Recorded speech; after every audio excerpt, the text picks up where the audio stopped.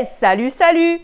J'avais fait une vidéo à propos du compte pro Vinted en avril 2022 et je m'attendais pas à avoir autant de vues ni de commentaires. Du coup, j'ai bien compris que vous étiez intéressés par le sujet et en plus, vous avez été très nombreux à m'écrire pour me poser des questions à propos de Vinted et de la vente de vêtements vintage. Aujourd'hui, j'ai donc décidé de faire une deuxième vidéo. Je sais pas si on peut appeler ça une suite, mais on va reparler de Vinted. Vol, arnaque, contrefaçon, ce soir dans Enquête Capitale, les dessous de Vinted.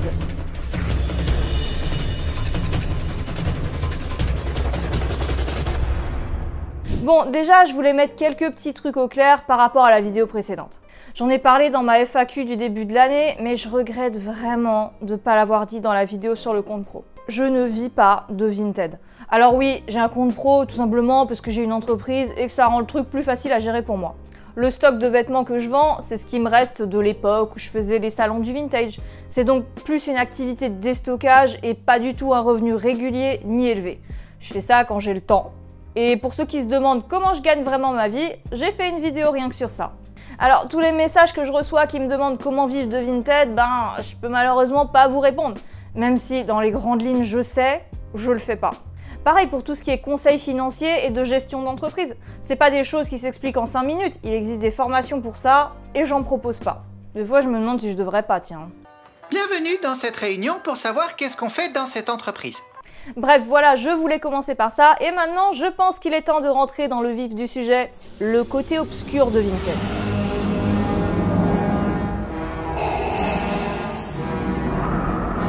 Vinted c'est bien, mais cette plateforme a quand même pas mal de défauts et parfois j'en peux plus.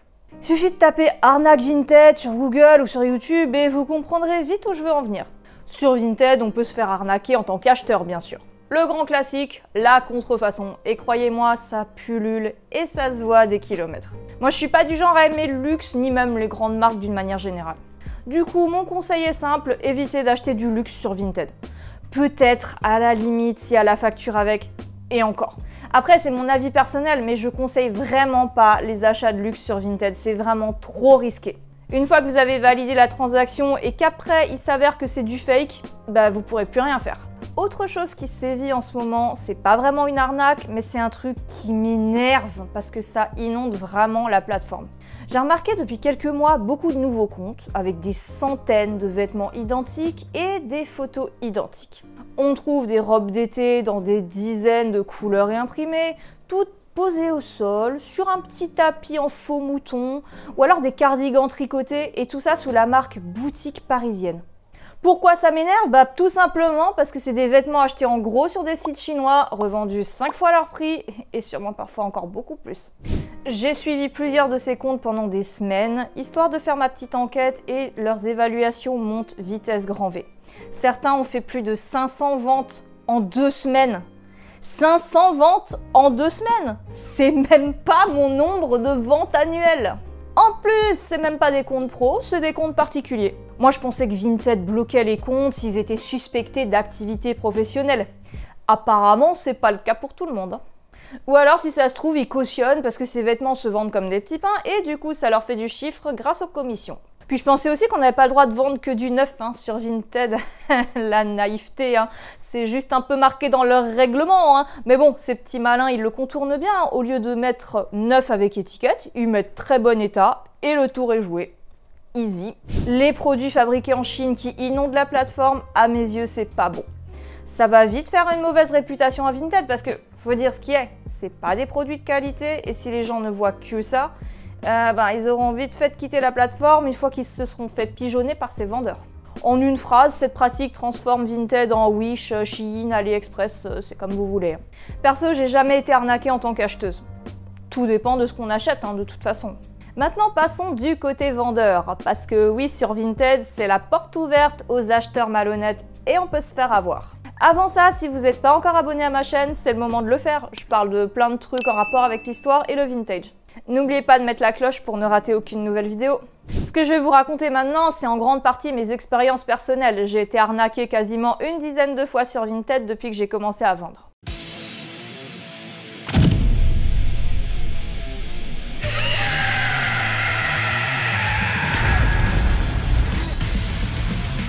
Certains petits malins ont trouvé les failles du système pour obtenir des vêtements gratuitement. La première fois que je me suis fait voler, parce que, faut dire ce qui est, hein, c'est du vol, j'ai reçu un litige de la part d'une acheteuse qui apparemment a reçu son vêtement totalement taché, alors que j'avais dit qu'il était au très bon état. C'est inadmissible, je suis une arnaqueuse, gna gna gna. Et je vois effectivement des photos de mon vêtement, et cette personne a habilement renversé un café ou chocolat dessus, enfin un truc facilement lavable, avant de le prendre en photo et prétend l'avoir reçu comme ça.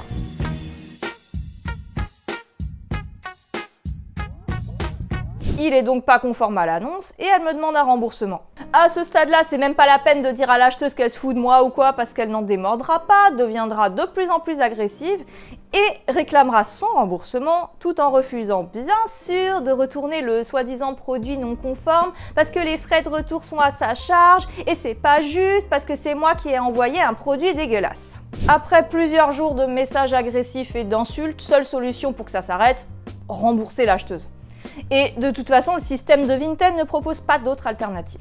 Une variante de cette technique, c'est que l'acheteur dit qu'il a reçu une contrefaçon et donc le vendeur doit rembourser. Retour optionnel, hein, vous doutez bien que l'acheteur ne retournera jamais la prétendue contrefaçon. Comme je vends pas de grandes marques, on m'a jamais fait ce coup-là, mais je l'ai beaucoup lu et ça semble être assez courant. Deuxième méthode, litige de l'acheteuse qui m'envoie des photos qui ne sont pas celles du vêtement de la transaction, mais généralement en espèce de torchon déchiré et elle prétend qu'elle a reçu ça. Refuse de faire un retour bien sûr parce que c'est pas juste de devoir payer le retour alors qu'elle a été arnaquée par la méchante vendeuse, voleuse, escroc de mauvaise foi que je suis. C'est sûrement pour ça que j'ai un profil 5 étoiles. Hein. Donc rebelote, obligée de rembourser parce que le système de Vinted ne me laisse pas le choix. En fait, la seule option qui reste au vendeur pour clore un litige, c'est de rembourser l'acheteur qui, de son côté, n'a pas du tout besoin de renvoyer la marchandise. Et celle-là, on me l'a fait plusieurs fois. Troisième technique, le retour bidon. Celle-là, on me l'a jamais fait parce que encore faut-il que l'acheteur veuille payer le retour. Mais c'est un témoignage qu'on peut beaucoup lire sur le net. En gros, l'acheteur veut faire un retour pour une raison X ou Y, il fournit un numéro de suivi et tout, mais quand le vendeur reçoit le colis retour, soit c'est un colis vide, soit il y a un torchon dedans, mais sûrement pas le vêtement concerné par la transaction. Sauf que le super système de Vinted, il s'en fout de ce qu'il reçoit le vendeur. À partir du moment où l'acheteur fournit un numéro, Vinted considère que c'est bon et rembourse l'acheteur. Le vendeur peut bien évidemment signaler un problème avec le retour, mais ce qu'il faut savoir, c'est qu'en fait Vinted n'a pas de service client. Si vous regardez tous les messages qui concernent des litiges, ça se voit que c'est des robots, ils répondent toujours à côté de la plaque et surtout toujours dans le sens de l'acheteur. Il n'y a absolument aucune protection vendeur sur Vinted. Du moins, j'ai jamais entendu parler d'un vendeur qui a gagné un litige. Dites-moi dans les commentaires si vous avez déjà gagné un litige parce que ça m'intéresse vraiment de savoir comment. Le gros problème de ce genre de plateforme, c'est qu'ils fonctionnent constamment avec le système du méchant vendeur.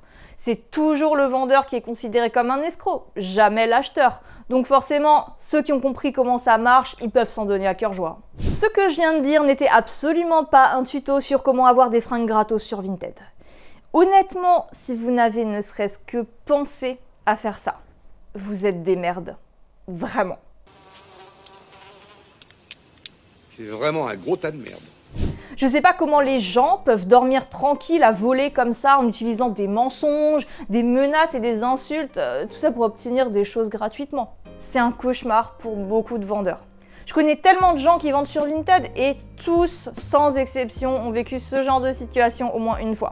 Bon, ça reste assez rare sur le nombre de ventes, heureusement, mais pour moi ça gangrène la plateforme et ça fait perdre confiance. À partir du moment où je reçois un litige, je sais que c'est mort et que je vais devoir rembourser parce que l'acheteuse n'en démordra pas, me traitera de tous les noms pendant des jours si je fais pas ce qu'elle demande et bien sûr refusera de payer le renvoi du colis. C'est perdu d'avance.